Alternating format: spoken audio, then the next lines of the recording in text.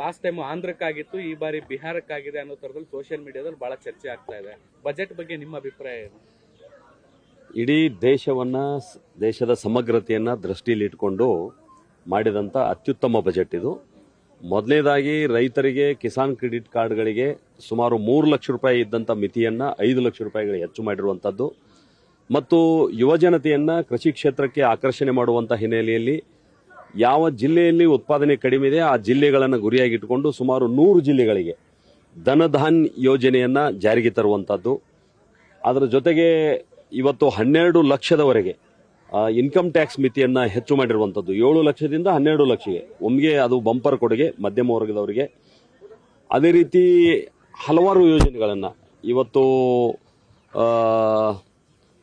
68 ಲಕ್ಷ ಬೀದಿ ಬದಿ ವ್ಯಾಪಾರಿಗಳಿಗೆ ಇವತ್ತು PM ಸ್ವನಿಧಿ ಯೋಜನೆಯನ್ನ ವಿಸ್ತರಣೆ ಮಾಡಿರುವಂತದ್ದು.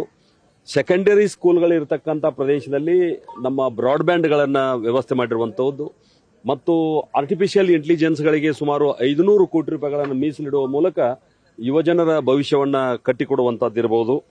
ಅದೇ ರೀತಿ ಎಲ್ಲಾ ಜಿಲ್ಲಾ ಕೇಂದ್ರಗಳಲ್ಲಿ ಕ್ಯಾನ್ಸರ್ ಆಸ್ಪತ್ರೆಗಳನ್ನು ಸ್ಥಾಪನೆ ಮಾಡುವಂತಹ ನಿರ್ಣಯ ಇರಬಹುದು ಮತ್ತು 50 ಲಕ್ಷ SC/ST ಮಹಿಳೆಯರಿಗೆ ಟರ್ಮ್ ಲೋನ್ಗಳನ್ನ ಮಂಜೂರು ಮಾಡಿರುವಂತದ್ದಿರಬಹುದು.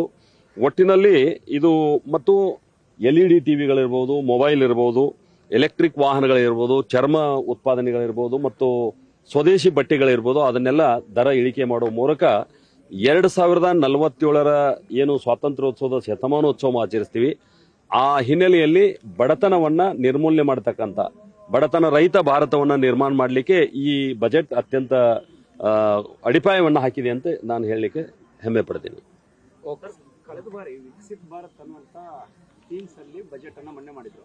ಅದರಲ್ಲಿ 9 ಕೆಲವೊಂದಿಷ್ಟು ಪ್ರಾಮುಖ್ಯತೆಗಳನ್ನು ಮಹತ್ವಗಳನ್ನು ಘೋಷಣೆ ಮಾಡ್ಕೊಂಡಿದ್ದಾರೆ. ಅದು ಯಾವ್ದಾದ್ರು ಜಾರಿಗೆ ಬಂದಿದಾವ ಈ 1 ವರ್ಷದಲ್ಲಿ ಸರ್? ಅಲ್ಲ, ಈಗ ಪ್ರಧಾನಮಂತ್ರಿಗಳು ಹೇಳಿದಂತೆ ಕೇವಲ ಜಾತಿಯ ಆಧಾರದ ಮೇಲೆ ಪ್ರಾದೇಶಿಕ ಆಧಾರದ ಮೇಲೆ ಬಜೆಟ್ ಅನ್ನು ಕೊಡಲಾರದೆ ಸಮುದಾಯಗಳ ಆಧಾರದ ಮೇಲೆ ಯುವಕರು, ಮಹಿಳೆಯರು, ರೈತರು, ಬಡವರು ಈ ರೀತಿ ಈ ವರ್ಗಗಳನ್ನ ಉತ್ತೇಜನ ಮಾಡೋದ್ರ ಮುಖಾಂತರ ಭಾರತ ವಿಕಸಿತ ಆಗಬೇಕನ್ನುವಂತ ಕಲ್ಪನೆಯನ್ನು ಇಟ್ಟುಕೊಂಡು ಏನು ಕಾರ್ಯವನ್ನು ಮಾಡ್ತಾ ಇದ್ದಾರೆ ಅದು ಸಾಕಾರಗೊಳ್ತಾ ಇದೆ.